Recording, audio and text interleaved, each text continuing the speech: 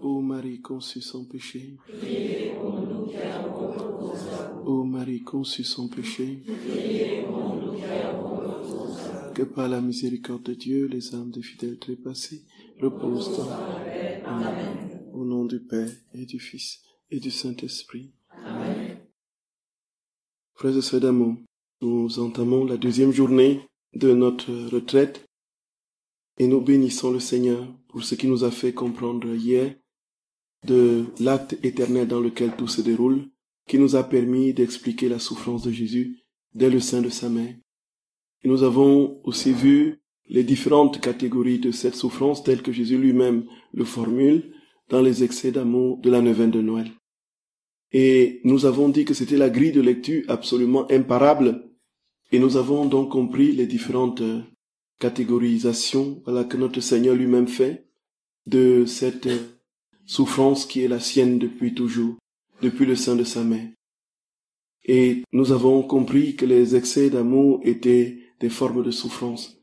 Et tout simplement parce que la seule véritable souffrance de notre Seigneur, c'est l'amour qu'il a pour les créatures.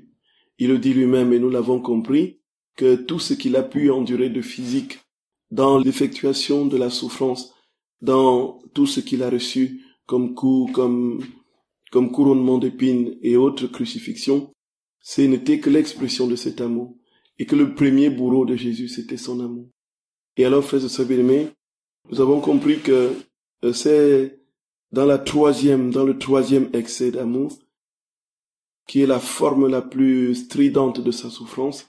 Naturellement, on n'est plus ici en vis-à-vis avec une ingratitude ou avec une indifférence ou avec un abandon. C'est Jésus lui-même qui est consumé littéralement par son amour. Donc son amour le dévore. L'amour de ta maison me dévore comme un feu, voyez, comme dit le psalmiste. Oui, l'amour de ta maison me dévore comme un feu. Alors, être dévoré, c'est tout simplement approximatif. C'est asymptotique. On ne peut pas véritablement exprimer avec les termes adéquats ce que Jésus vit au plus profond de lui-même dans cette consommation, dans cette brûlure de son amour. Et alors, frères et sœurs bien-aimés, avant de passer à l'autre forme de souffrance de Jésus, qui est décrite dans le 4e excès, nous allons un tout petit peu illustrer justement cette forme de la souffrance de notre Seigneur dans les heures de la Passion.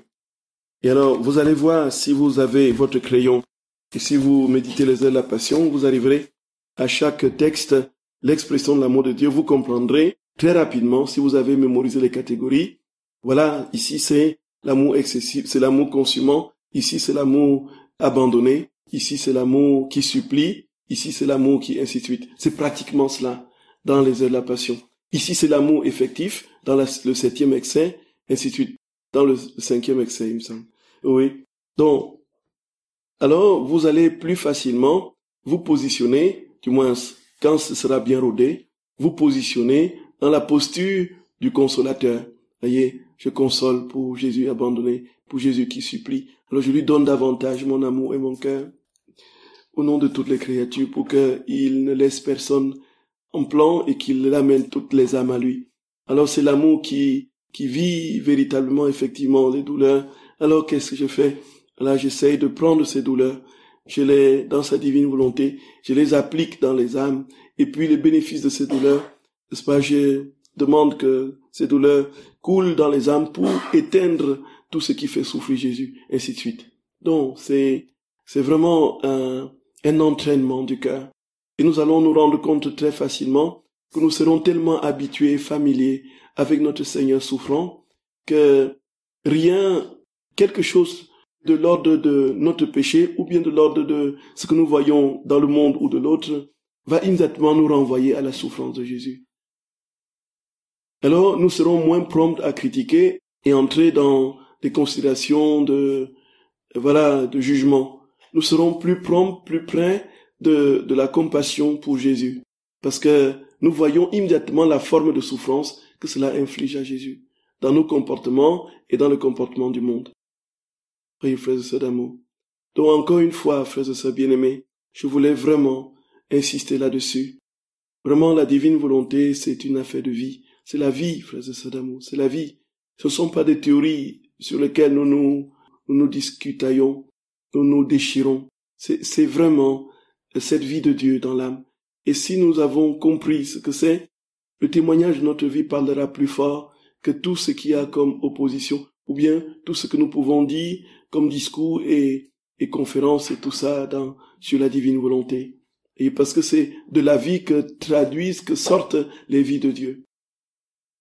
Et alors, nous avons un exemple du troisième excès, par exemple, dans plusieurs passages. Et je vais vous lire tout simplement le passage du cinquième excès, un passage de la 5e heure, de 21h à 22h. Donc je le lis dans la version parfaitement achevée, afin du moins qu'il y a encore quelque chose à ajouter, des petites corrections à faire par-ci par-là. Mais cette version du tutoiement du livre du ciel que l'association a publié récemment a pratiquement tous les textes que l'on trouve dans l'original italien, avec une traduction vraiment parfaitement affinée sur le langage français, avec des comparaisons et des mises à jour en fonction de l'italien, de l'espagnol, de l'anglais, ainsi de suite. Voyez. Et donc, en plus, c'est bien aéré, suffisamment grand comme caractère pour nous permettre une lecture plus facile, plus apaisée. Plus encore, c'est imprimé sur du papier recyclé qui a une teinte moins vive et qui permet de reposer les yeux quand c'est vraiment le tip-top. Pardonnez-moi. C'est pas une publicité parce qu'on ne gagne rien. On perd plutôt, voyez, à imprimer les livres, comme vous le savez à l'association. C'est vraiment la part du budget où on est vraiment en chronique perte. Parce que le but est de rendre accessible et de distribuer au maximum à ceux qui n'ont pas les moyens et puis, à vendre au prix coûtant. On ne gagne rien. Et au contraire, on paie là-dessus. Donc, je ne fais pas de publicité pour gagner de l'argent. Donc, c'est tout simplement pour vous dire que cette version me nourrit infiniment plus davantage, plus les textes qui sont... Puisque chaque fois que Louisa recevait un ordre de son confesseur, elle ajoutait des textes. Il y a certaines versions, on ne trouve pas certains textes. Voyez, on a pris la peine de prendre toutes les versions et d'avoir quelque chose de plus complet. Voilà. Donc, il y a eu une prochaine édition avec quelques petites améliorations encore. Voyez. Donc, cette fois-ci, c'est de l'ordre de la présentation et de quelques coquilles, ainsi de suite. Voilà. Alors, frère Sabine, c'est dans cette version, je disais, que je vais lire. Nous allons immédiatement identifier, dont le troisième excès d'amour, c'est quoi, frère Sabine? L'amour consumant, tout à fait. Exactement, voyons un peu ce que Jésus dit. C'est à la 5e heure, c'est la première heure d'agonie au jardin de Gethsémani.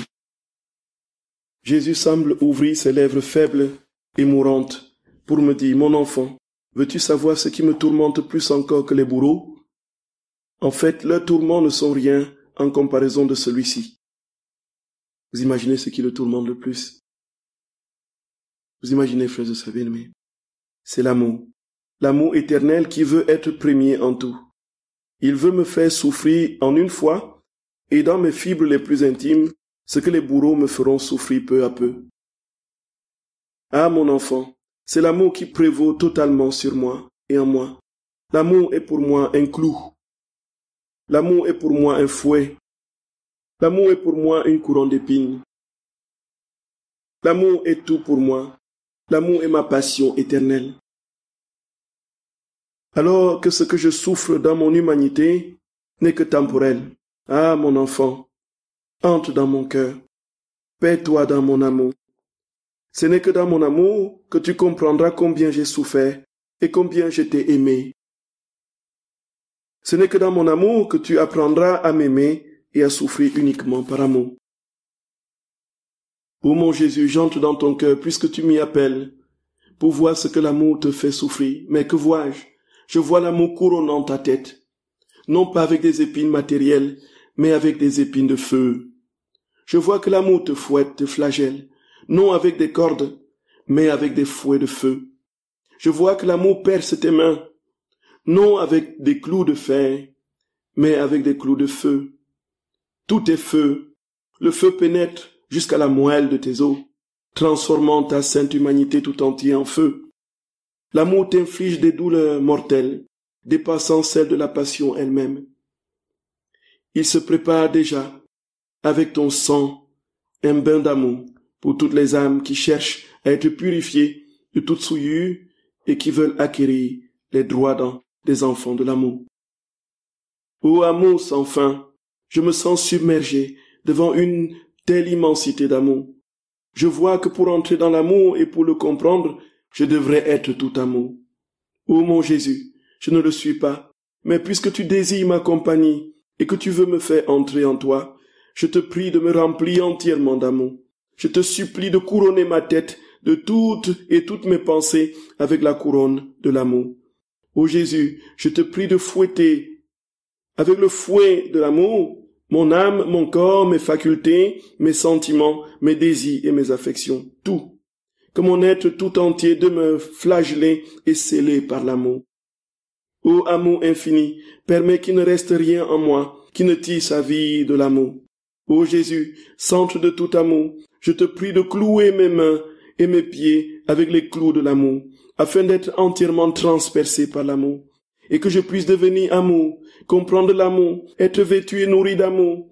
Ô Jésus, que l'amour me garde entièrement cloué en toi, afin que rien en moi ou en dehors de moi ne puisse me séparer ou me distraire de l'amour. Frères et sœurs bien-aimés, nous sommes devant la réalité de qui est Dieu, qui est notre Seigneur. Son essence, c'est l'amour. Sa souffrance, c'est l'amour. Tout en lui est l'amour. La couronne d'épines, c'est l'amour. Les fouets, c'est l'amour. Les clous, c'est l'amour. Les insultes, c'est l'amour. Frères et sœurs bien-aimés, tout en lui respire l'amour. L'amour le brûle littéralement. Et pour parler justement de ce feu de l'amour, qui n'est pas simplement un feu spirituel, mais qui peut se matérialiser, on a des exemples dans la vie des saints et des mystiques. On l'a quasiment chez la majorité des mystiques qui, Saint Padre Pio vivait des phénomènes semblables, et qu'il était tellement brûlé d'amour pour le Seigneur. La température, sa température cassait et brisait tous les thermomètres, voyez. Les thermomètres qu'on utilisait pour les bœufs et les vaches, voyez un peu, il montait à 50-60 degrés. Il n'était pas mort, voyez un peu.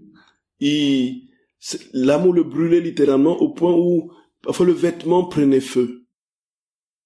L'amour du Seigneur, frères et sœurs, quand cela nous consume, on délie, on devient fou d'amour. On dit, Jésus, je ne veux rien d'autre, Seigneur, que d'être dans cette fournaise de ton amour et ne vivre que pour ton amour, que pour toi. Oui, pose sur moi ta couronne d'épines d'amour, flagelle ma parole de ton amour. Donne-moi tout, que tout en moi soit amour. De l'acte le plus inconscient jusqu'au plus conscient, que tout soit amour. De l'acte le plus petit jusqu'au plus grand, que tout soit amour.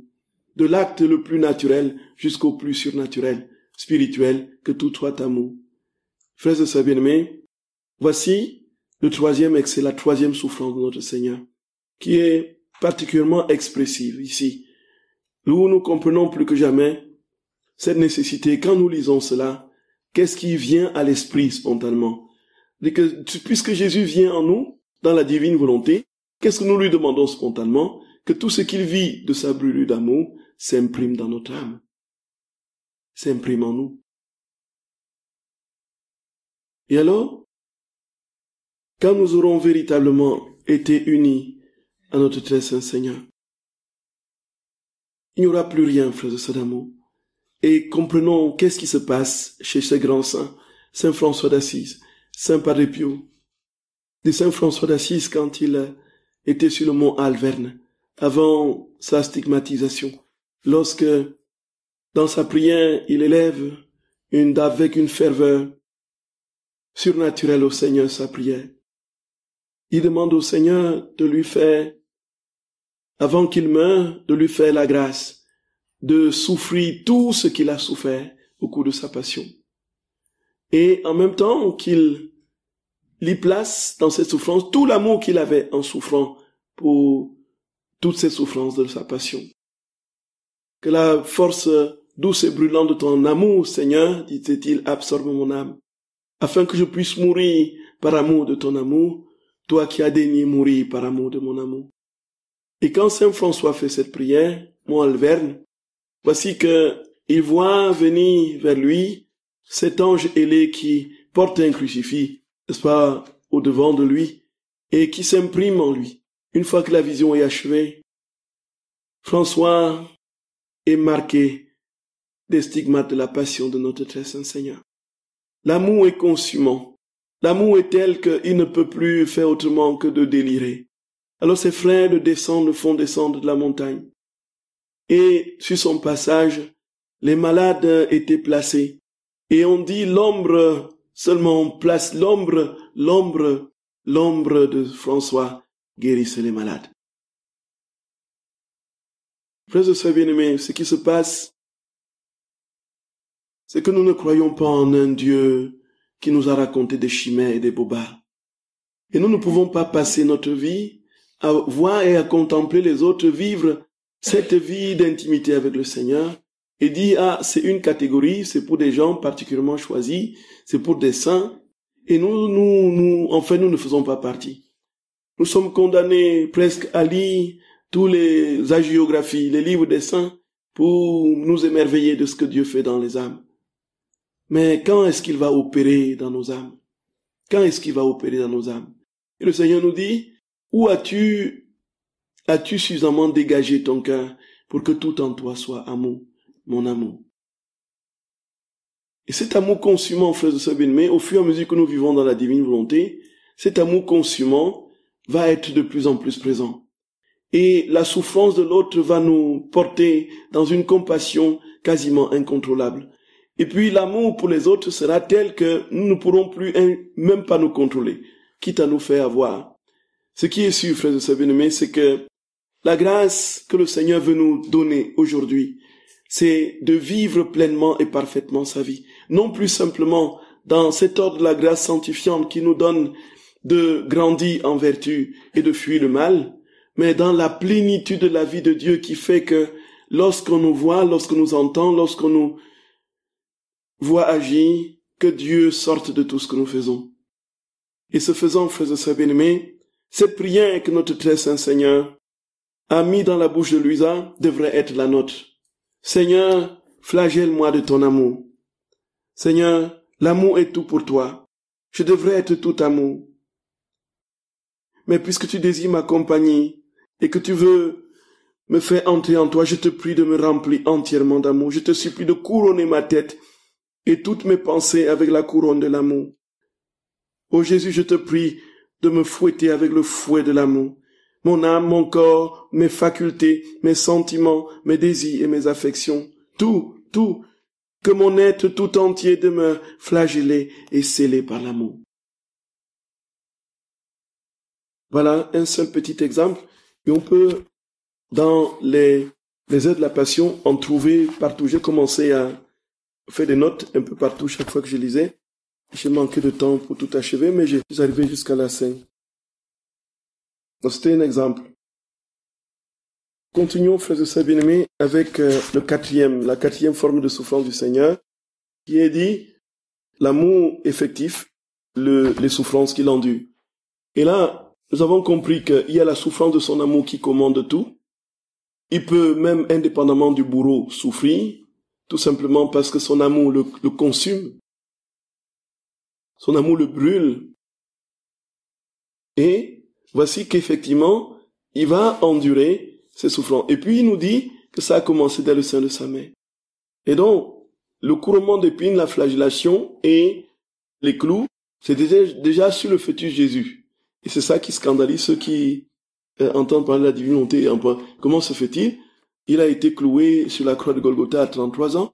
Et puis vous dites que il a déjà les clous dans les mains, dans ses petites mains comme fœtus. C'est de n'importe quoi, c'est ainsi de suite.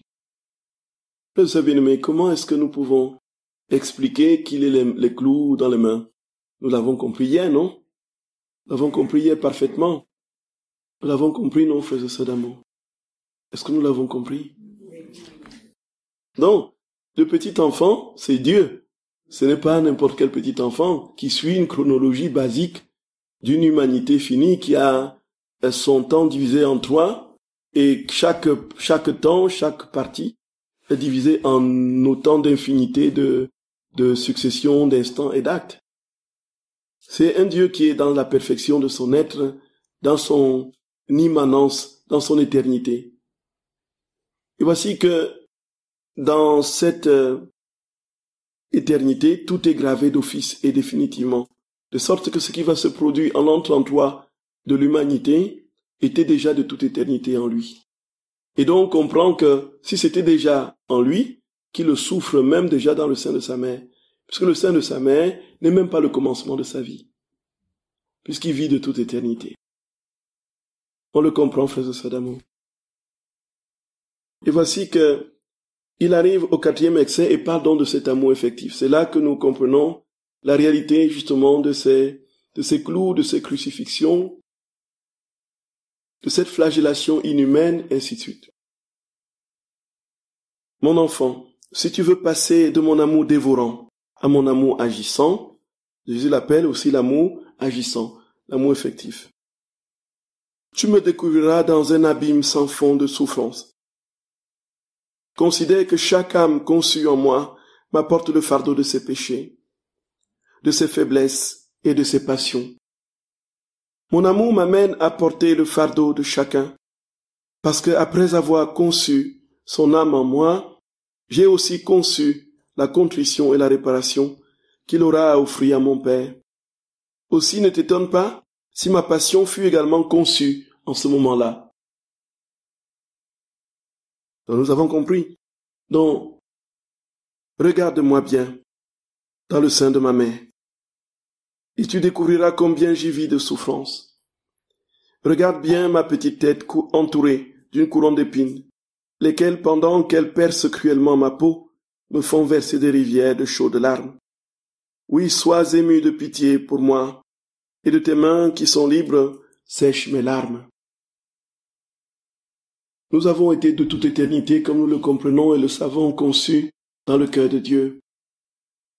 Et le fait d'être conçu en lui, il savait tout de notre vie. Il savait tous les péchés que nous poserions dans notre existence. Et il y en a combien, mon Dieu? Des milliards, des quantités, c'est infini. Les péchés que nous avons commencé à faire depuis l'âge de raison, le premier péché de notre vie, jusqu'au dernier de notre vie, on dit entre les deux, il y a des tonnes, il y a des sacrées quantités. C'est par milliards et des milliards, voyez. Heureusement que nous avons le sacrement de réconciliation pour que tout ça. Et Jésus dit quoi? Il dit que lorsque nous avons été conçus avec, il avait dans la claire vision de ce que nous serions, dans l'ordre de la grâce et dans l'ordre du péché. Et puis, il savait très clairement toutes les offenses que nous aurions à lui faire. Il a aussi mis le dépôt de la contrition, il a conçu tout cela en lui. Ça veut dire très concrètement, frères et sœurs bien-aimés, que Jésus a souffert pour chaque péché de chaque créature de tous les temps. Ça veut dire qu'il n'a pas souffert pour des créatures en général, pour une personne en général. Voilà, je souffre pour toi, pour tes péchés, donc ça fait une souffrance. Non. Il souffre pour chaque péché. Chaque péché en pensée, en parole, par action et par omission.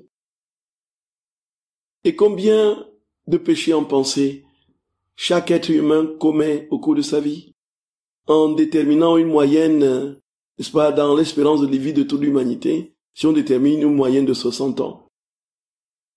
Et même là encore, vous voyez, en 60 ans, combien de péchés est-ce qu'on a commis en pensée, en parole, par action et par omission? Et ceci pour des milliards d'individus depuis le premier Adam jusqu'au dernier qui viendra sur cette terre. Pour chaque péché, en pensée, en parole, par action et par omission, de chaque créature, Jésus a souffert. Et nous comprenons bien, frères et sœurs bien-aimés, que cet amour effectif ne pouvait être enduré que par un Dieu, puisque Dieu seul est capable de porter une souffrance aussi immense. Donc la divinité va donc accueillir et Jésus dit très clairement, voici que nous avons été Gloire à toi, Jésus. Gloire à toi, Seigneur. Et pour chacun de nos péchés, en avance, il avait déjà posé, frères et sœurs bien-aimés, l'acte de sa passion qui était conçu en lui. Nous voyons pourquoi un boulevard nous est ouvert. Pourquoi nous avons un Dieu qui n'est qu'amour. Et quand on dit ces choses, quand on lit amour, amour partout, on se pose la question, mais d'où vient qu'on dise qu'on ne parle pas de l'amour? Et un peu, il n'y a que cela dans le livre du ciel, en fait. Ça, c'est mystérieux. Ça, c'est mystérieux.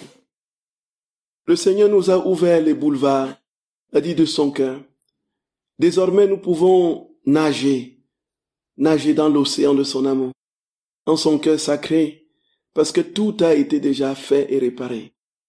Pourvu que nous ayons la contrition nécessaire pour accueillir sa miséricorde et son pardon. Il a dit que c'est cette contrition-là même, il a déjà posé dans son cœur par avance. Et il s'ensuit, frères et sœurs bien-aimés, que lorsque nous avançons, nous ne pouvons pas, quel que soit ce que nous traversons, désespérer. Non, non, non, non et non. Non et non. Non et non. Non et non. Non et non. Personne ne peut prétexter qu'il est dans le désespoir lorsqu'on connaît ces vérités. Personne ne peut dire, voilà, je fuis la main tendue de Dieu parce qu'il ne m'aime pas. Personne ne peut le dire lorsqu'on a ces vérités devant nous. Aucune situation ne peut nous désespérer. Aucune, frères et sœurs d'amour. Si je traverse les ravins de la mort, dit le psalmiste, je ne crains aucun mal. Car tu es avec moi, ton bâton me guide et me rassure.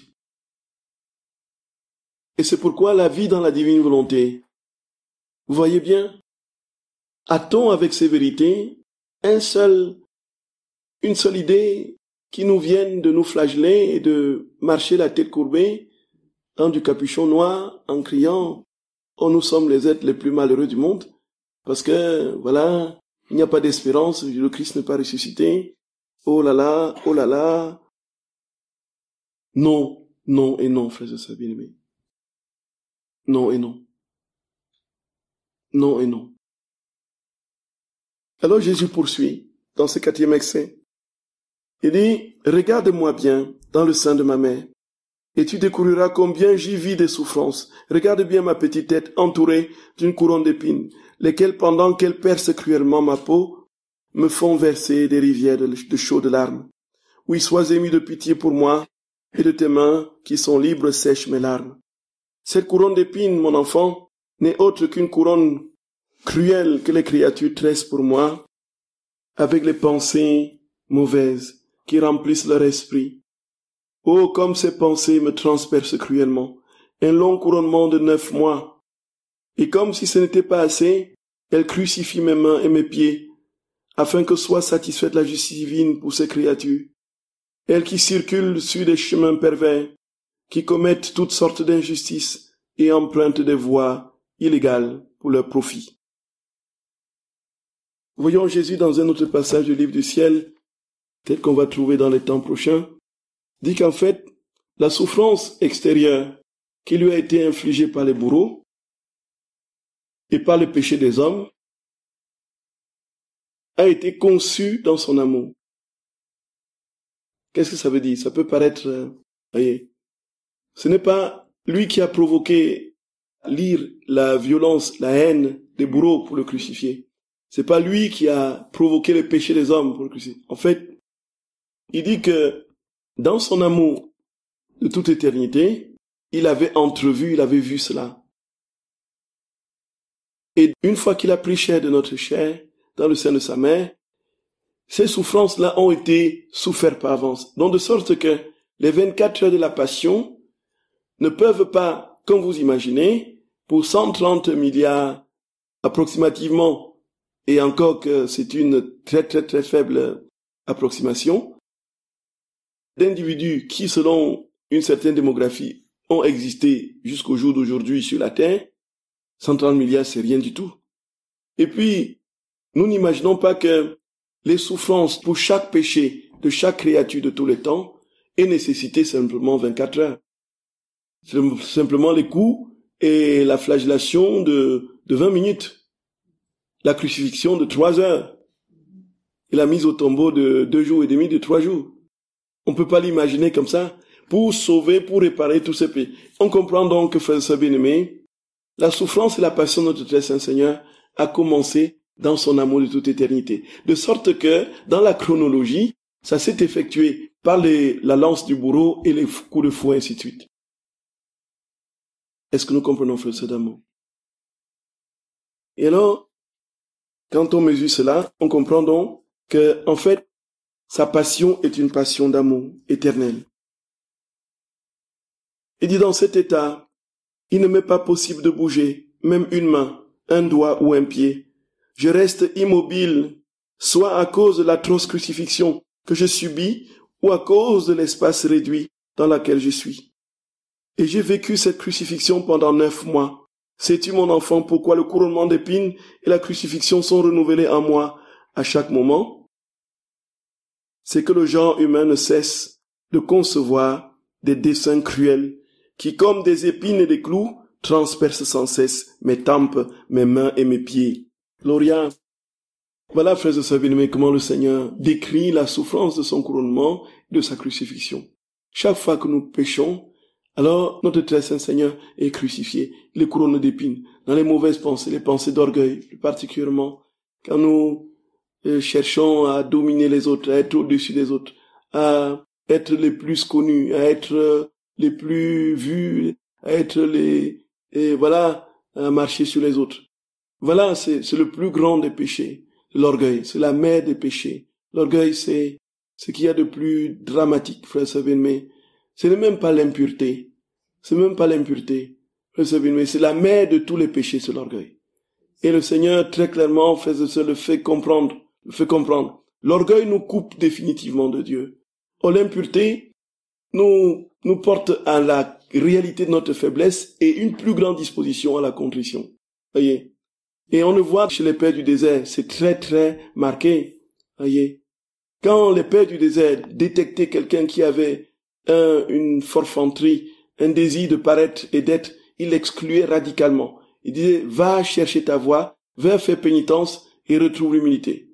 Il y a une autre histoire qui est bien connue dans les apophthegmes. C'est un père qui était allé en oasis chercher de l'eau. Et là, il y a une jeune fille. Il revient le lendemain, il revient plusieurs jours, il y a donc la jeune fille, et puis finalement il tombe amoureux. Et il quitte le monastère. Il va se mettre avec la jeune fille, et puis finalement, il a un enfant avec la fille. Et puis il a quitté sa vie de moine. Et à un moment donné, pendant quelques années, il est pris d'un remords terrible. Il dit, qu'est-ce que j'ai pu faire? Donc, les écailles sont comme tombées de ses yeux. Il s'est rendu compte de l'énormité de ce qu'il avait fait. Il a décidé donc de revenir au monastère. Il vient avec l'enfant. Alors il soulève l'enfant. Il dit, frère, voici le fruit de mon péché. Alors vous imaginez la réaction des moines. Les moines accourent vers lui, l'embrassent, lui donnent toutes sortes d'attention et d'affection et reçoivent le bébé. Ils vont élever le bébé au monastère. Voyez. Il va reprendre sa place au monastère. Mais ils étaient intrépides pour ce qui est de l'orgueil. Voici, frères et sœurs bien-aimés, la couronne d'épines, il est décrit, ces couronnes d'épines qui étaient tellement longues et tranchantes.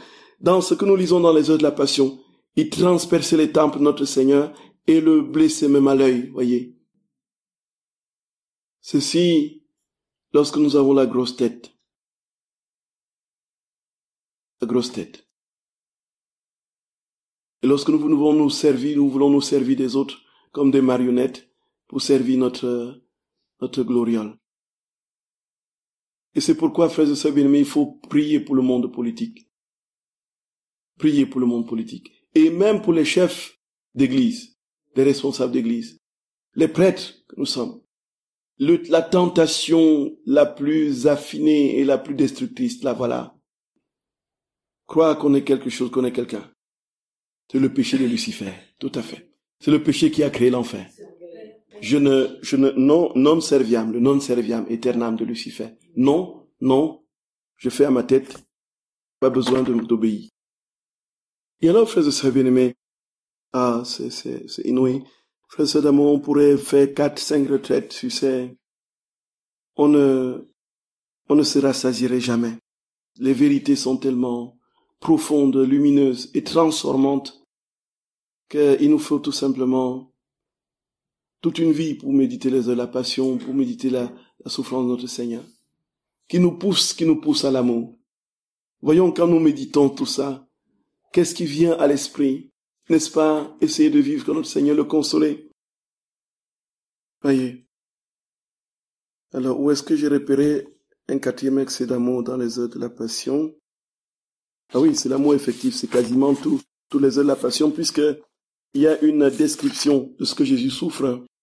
Très concrètement, il y a l'affection que lui a manifeste pour notre Seigneur dans ces conditions, et puis il y a la réparation. Voyez, c'est la structure des heures de la passion, les affections et les réparations. Donc c'est quasiment tout, oui, chaque heure de la passion, il y a l'expression du 4e excès, quasiment. Puisqu'on décrit de manière détaillée ce que Jésus souffre à cette heure. Et alors, la 5e forme de souffrance de notre Seigneur, c'est l'amour seul qui est abandonné.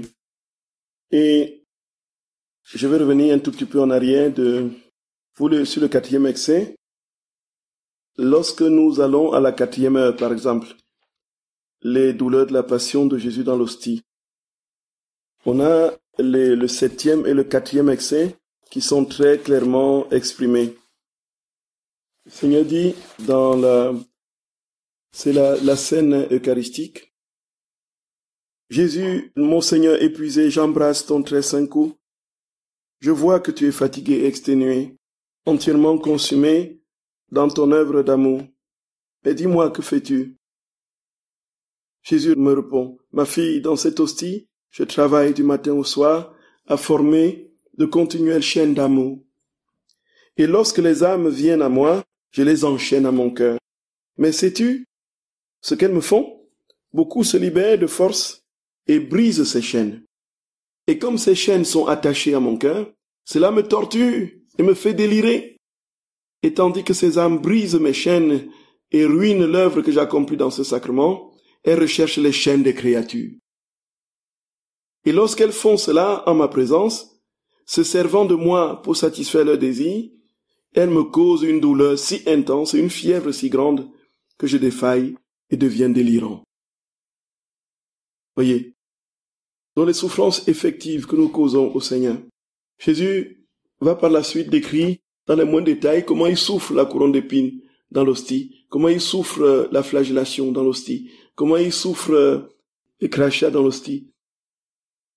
Les différentes formes de souffrance qu'on retrouve dans la passion, il le décrit comment est-ce qu'on le vit dans l'hostie. Vous connaissez bien ça, frère événement. Et donc, du coup, nous nous rendons compte qu'effectivement, quoi qu'on dise et quoi qu'on fasse, même dans son humanité, glorifiée, maintenant impassible, du fait de son incorporation dans le cœur, dans les âmes, d'une part par la grâce sanctifiante, et de l'autre par cette vie dans la divine volonté, Jésus continue sa passion. Jésus continue sa passion. Et on va terminer avec le 5e excès, le 5e excès. Donc, c'est l'amour seul et abandonné. Alors, nous voyons bien que, logiquement, ça se tient. L'amour qui nous consume, l'amour qui vit effectivement la souffrance, l'amour qui est abandonné. Donc, c'est une forme de souffrance de Jésus. Et là, ici, frères et sœurs bien-aimés, on a déjà dans la tradition chrétienne et dans la vie des saints, cette marque très très forte de l'amour abandonné. L'amour abandonné. Bon, on peut ne pas faire de péché grave qui contriste fortement le cœur du Seigneur, mais là on est dans une sorte, on peut vivre dans une sorte de tiédeur, où tout est presque relativement confortable, où notre foi chrétienne est instrumentalisée pour asseoir un relatif confort moral et spirituel, et ainsi, voilà, couler une vie douce, et en cherchant quelques miracles par-ci par-là, de manière assez, passionnée. Et puis, ensuite, terminer notre vie tranquille. Et puis, on va, après, dire qu'on était vraiment quelqu'un de bien, et qu'on allait à la messe tous les jours, qu'on faisait des pèlerinages et que, voyez, et puis ainsi de suite. Puis les enfants viendront prendre la parole pour dire comment maman ou papa, ou voilà, tel prêtre était extraordinaire qui faisait des bons cakes aux champignons. Des bons cakes aux champignons. Ah, maman, ton cake aux champignons était toujours délicieux. Et puis, on se régalait avec toi un peu. Puis, c'est beau, mais c'est pas ça qui nous fait aller au ciel. C'est pas les bons cakes aux champignons qui, n'est-ce pas? Il faut pas faire du chocolat. Oui, tout à fait. Le filet du chocolat. Une recette dont tu avais seul le secret. Voyez? Et puis, on a même assisté aux enterrements où on donnait carrément la recette. Voyez? Oui, tout à fait, exactement.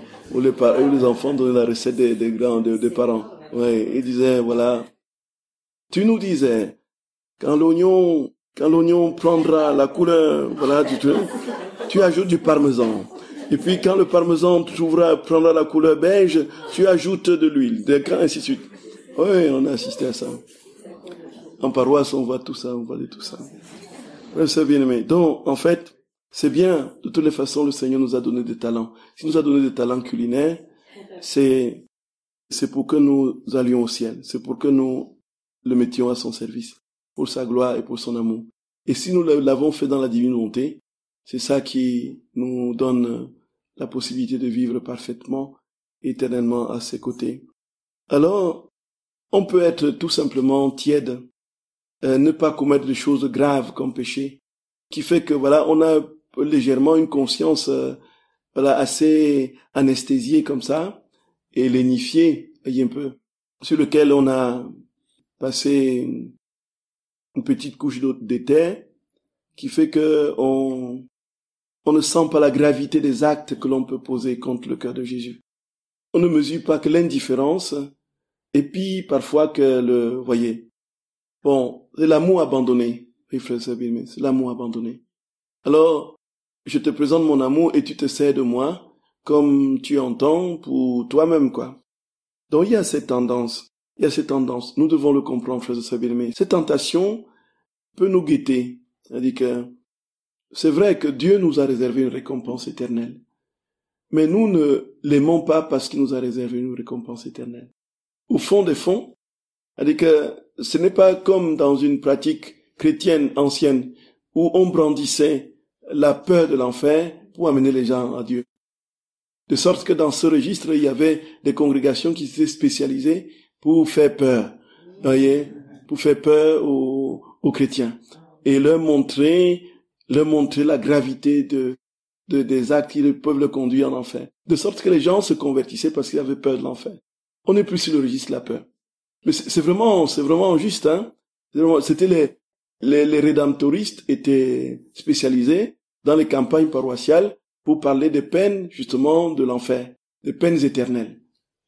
De sorte qu'on les avait surnommés les rédempterroristes, vous voyez. Oui.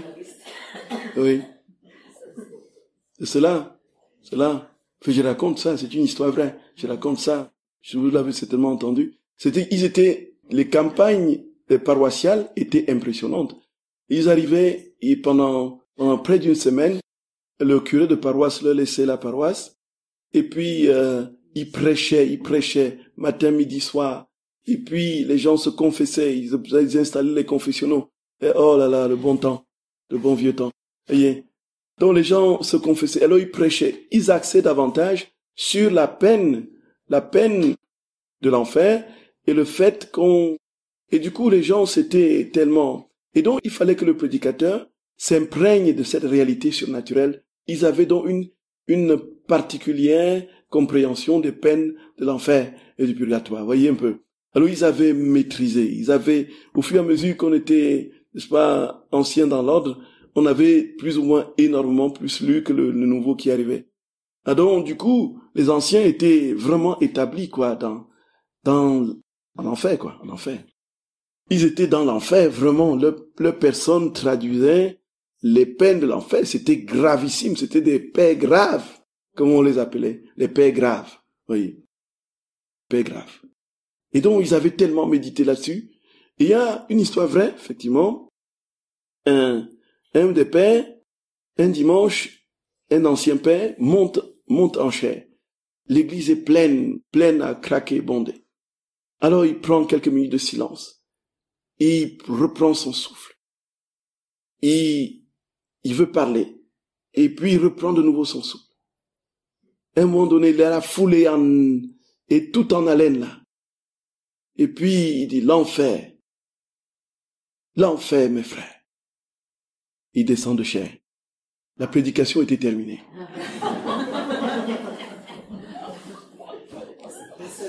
La prédication était terminée. Mais je ne vous dis pas les fruits.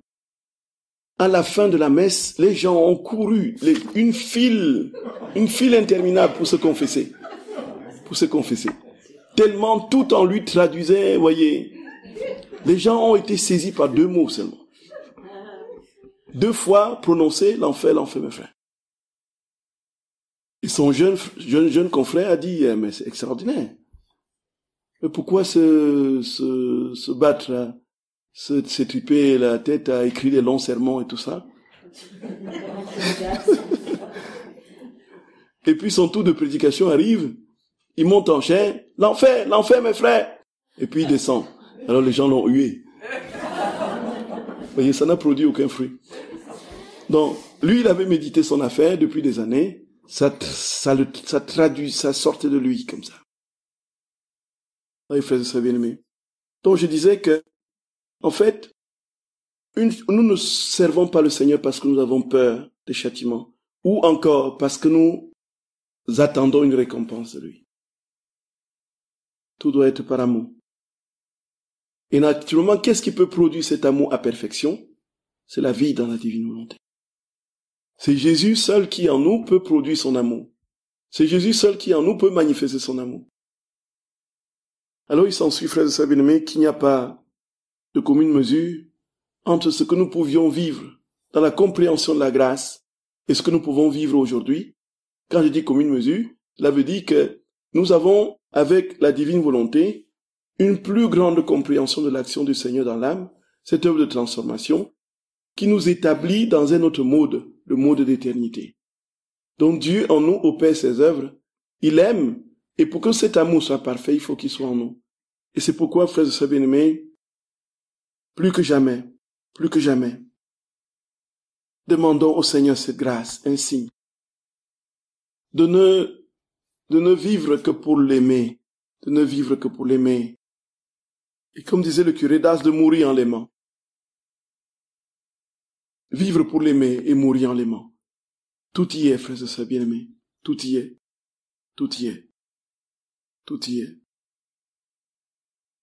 Je vous salue Marie, pleine de grâce. Le Seigneur est avec vous. Vous êtes bénie entre toutes les femmes, et Jésus, le fruit de vos entrailles, est béni. Sainte Marie, Mère de Dieu, priez pour nous pauvres pécheurs, maintenant et à l'heure de notre mort. Amen. Au nom du Père et du Fils et du Saint-Esprit.